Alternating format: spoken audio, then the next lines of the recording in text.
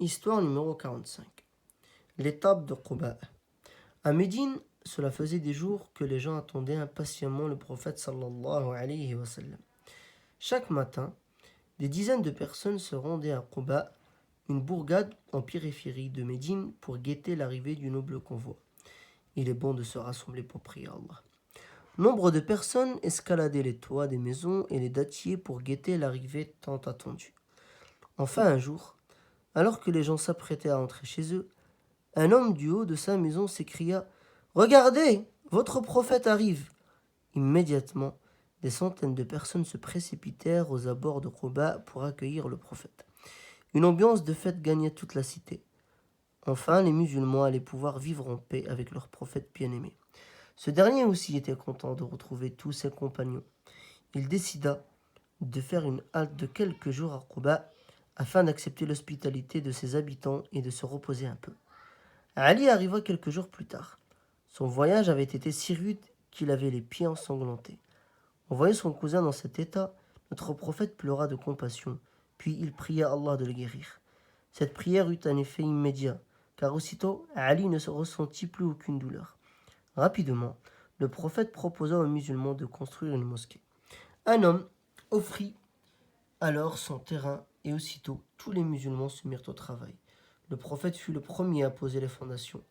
Les compagnons ne voulaient pas le voir se fatiguer à la tâche, mais en noble serviteur d'Allah, lui aussi voulait prendre la récompense de cette belle tâche, car les musulmans construisaient alors la première mosquée de l'islam à Quba. Histoire numéro 46, l'arrivée à Médine. Un jour, le prophète sallallahu alayhi wa sallam décida qu'il était temps de partir pour Médine. Enfin, les Médinois allaient accueillir la plus noble créature d'Allah. Tout le monde avait revêtu ses plus beaux habits pour ce jour immémorable. Les enfants couraient de joie dans les rues et les adultes préparaient leur cité pour leur bien-aimé prophète. Chacun venait le saluer et lui souhaiter la bienvenue et évidemment, tout le monde voulait avoir l'honneur de le recevoir chez lui. Comment le prophète sallallahu alayhi wa sallam allait-il faire pour ne pas heurter la sensibilité de tous ces musulmans si attentionnés? Il décida alors de mettre ce choix à sa chamelle Qaswa. Il dit: Je vous remercie tous pour tant d'hospitalité, mais laissons la chamelle choisir où je vivrai prochainement.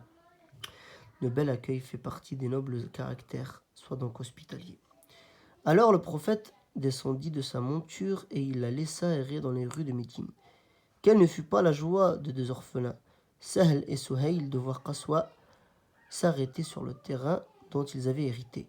Spontanément, ils décidèrent d'offrir le terrain au prophète afin qu'il puisse y bâtir sa maison, mais ce dernier refusa cette offre, car il tenait absolument à verser à ces deux orphelins le prix de leur terrain afin qu'ils aient de quoi vivre. Le messager d'Allah devait séjourner quelque part en attendant la construction de sa maison. Il demanda alors quelle maison était la plus proche. Il s'agissait de celle d'un homme généreux, au comportement exemplaire, qui se nommait Abu Ayyub al-Ansari. L'homme était comblé de pouvoir recevoir le messager d'Allah. Il proposa au prophète d'emménager à l'étage supérieur de sa maison afin qu'il soit à l'aise. C'est ainsi qu'Abu Ayyub put avoir le privilège de vivre sous le même toit que le prophète sallallahu alayhi wa sallam et de recevoir toutes les bénédictions liées à cette si noble présence.